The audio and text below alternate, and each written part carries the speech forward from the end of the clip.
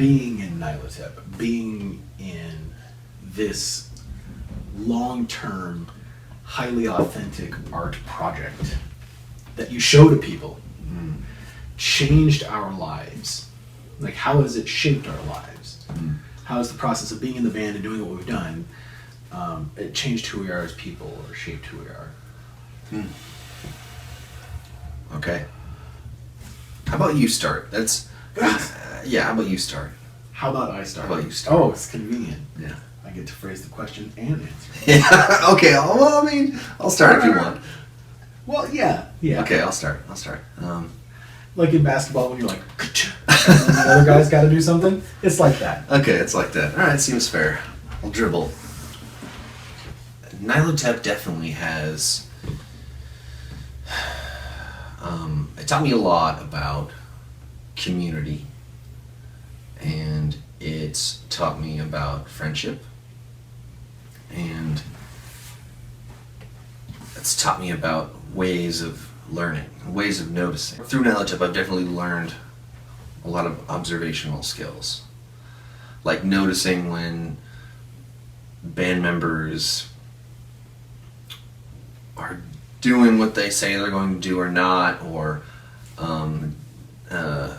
having a good time, like just noticing that.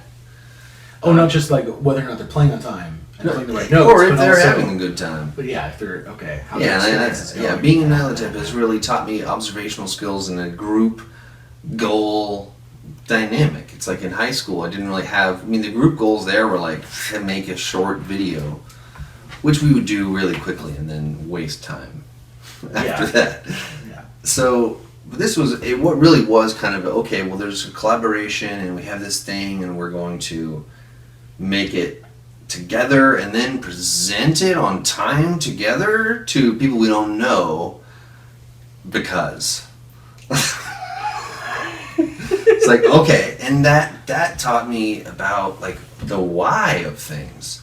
Why would I want to spend so much time on this thing? Like, what is driving me to make sounds and listen to sounds that are really weird or really fast or really slow or very different from each other at the same time? It's like, that's not what's on the radio, it's not what my friends like. You just talk to people about this, and then just fewer and fewer people are just people dropping off. Like, no, ding, I'm on a Marth. Okay, cool. At least double bass and melodies and growling. And then we talk about that, and then they'd say 9 bands I've never heard of, and I'm like, anyway. And so it would go along, and I would say that finding you and your taste in music has been a cool reflection to see, like, my taste in music bounce off of. It's been like a good reference point. That's something I've learned from NIHLOTEP for sure. Yeah, I would agree about like our gaining an appreciation for your taste was extremely useful to me as a writer. It helped me write. It was maybe one of the first steps of writing music for others, was writing it for the other band members, and there used to be only 2. Yeah. And so that, those appreciating what it was you liked about this or that riff that I made and why you didn't connect to other ones or why you made the ones you did, it did help me begin the conversation internally of, imagine that you have other musical taste. Now imagine that this other musical taste is one that you respect. It's one that you want to show your stuff to. So you want to make music compatible for this other taste. And back in my purist days, there was what I thought, and then there was that wrong shit that other folks were doing. And then, it's rough being a consciousness early on. Yeah. As everyone who's been a teenager. Yeah, I've definitely had some things I was sure about for a while.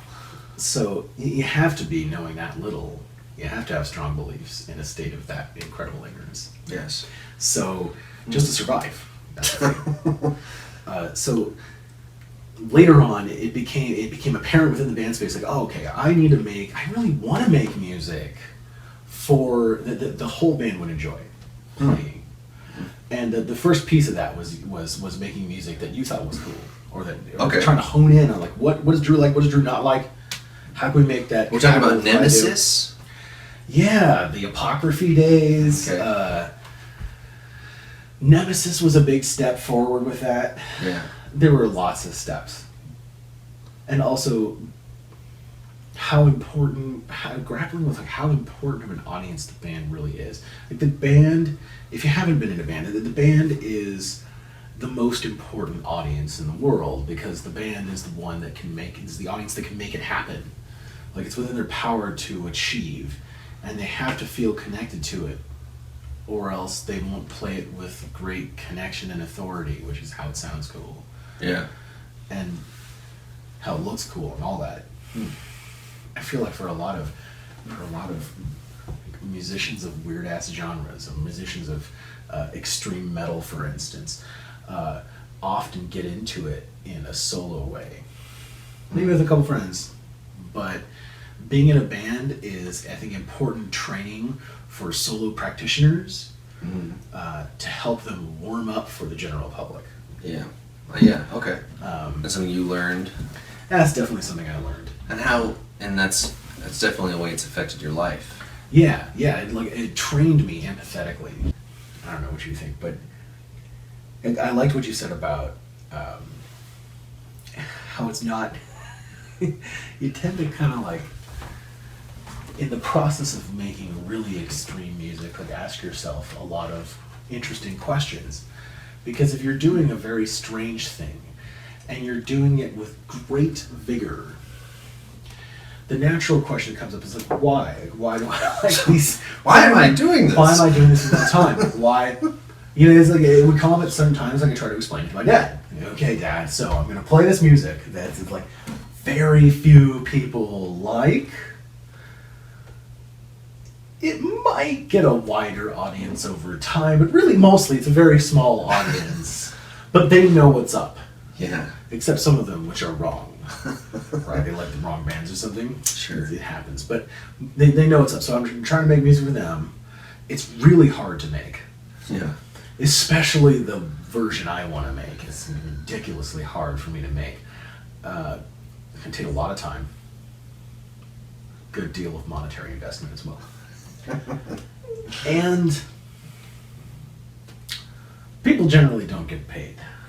Or they get paid too little because of that small audience piece we were talking about. So, you know, it's like explaining that to my dad. The natural question is like, why do you want to do that? Why is that what you want to do with your spare time?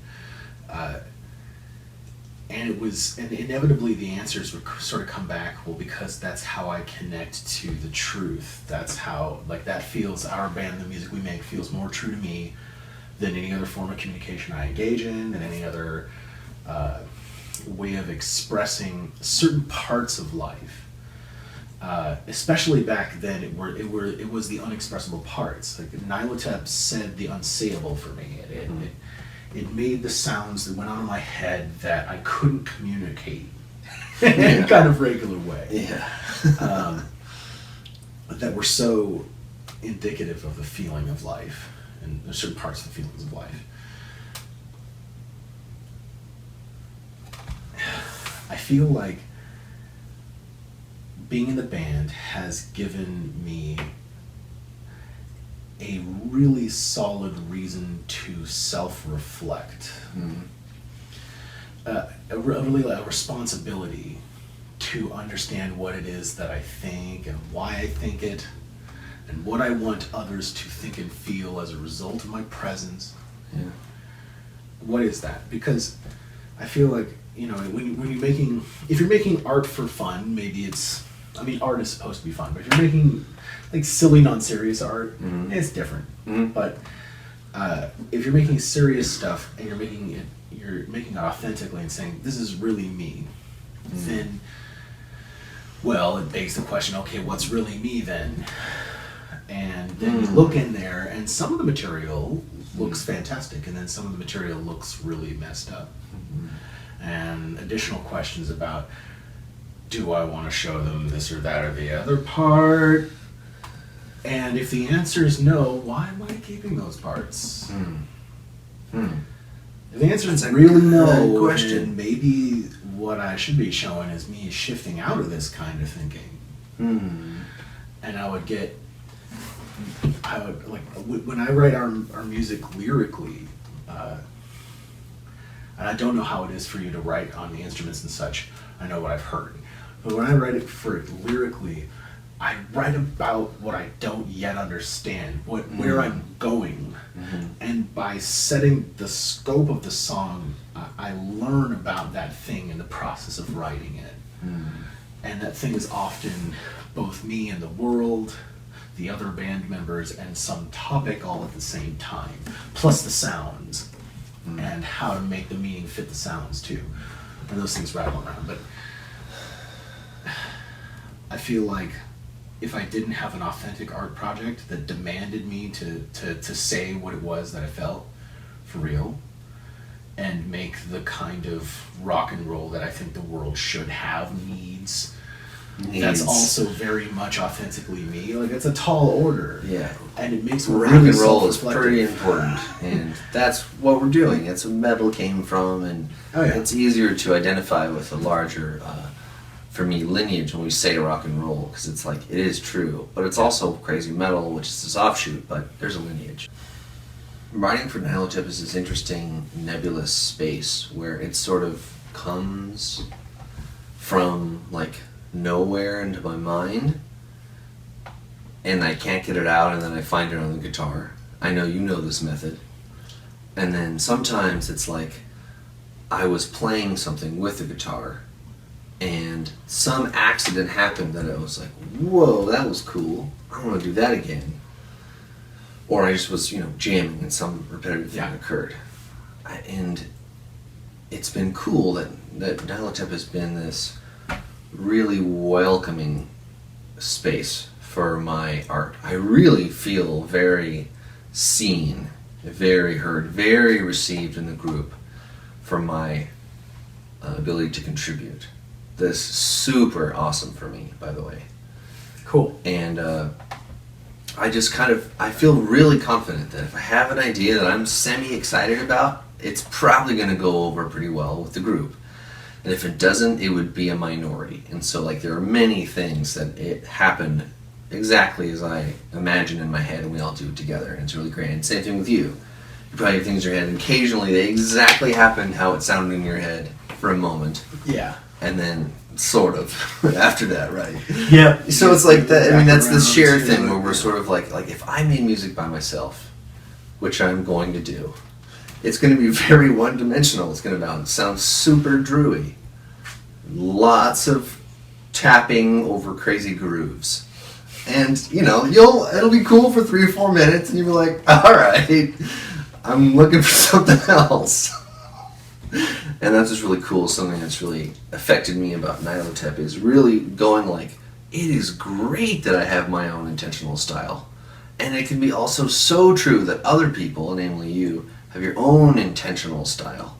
As completely as true as mine is true. Yeah. And the fun part is how do we make a song out of these things that we both think?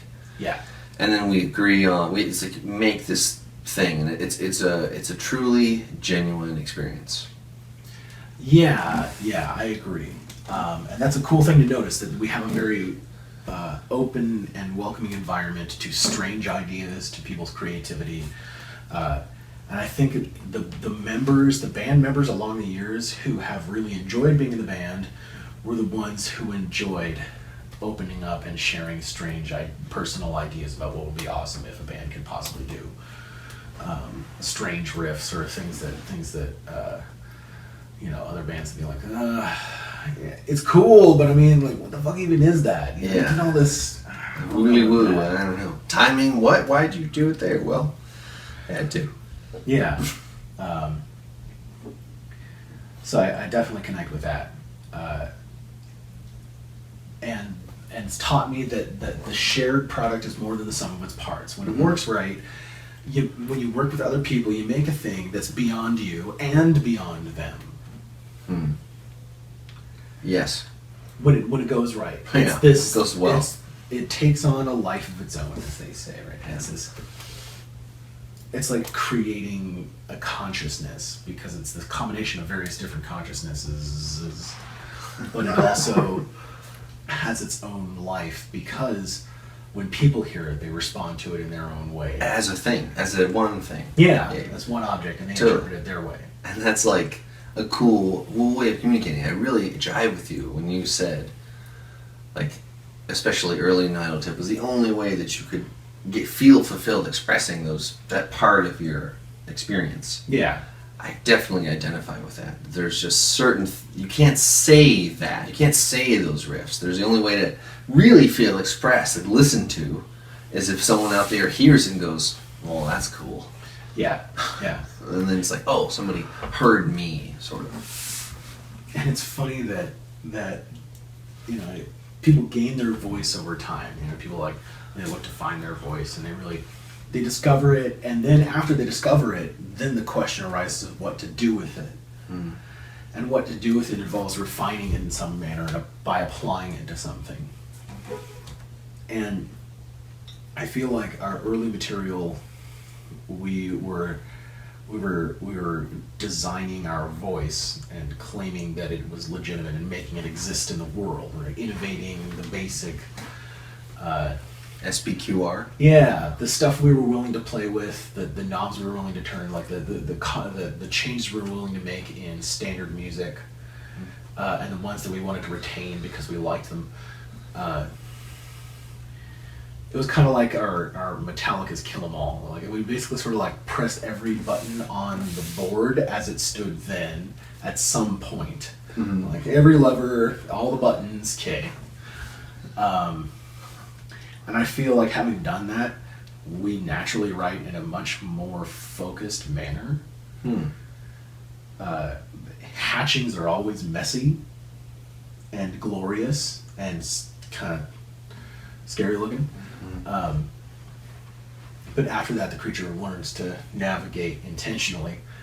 And I feel like the music we make now is much more focused on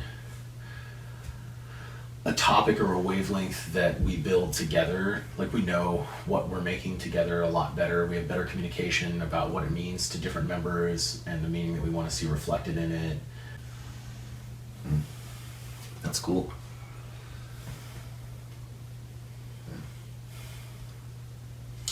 It probably encouraged us to have weird hair. Probably. Yeah. Yeah, it Like, probably was like, legitimized that urge amongst the various urges that come to a person. Like, yeah. I am in a crazy metal band.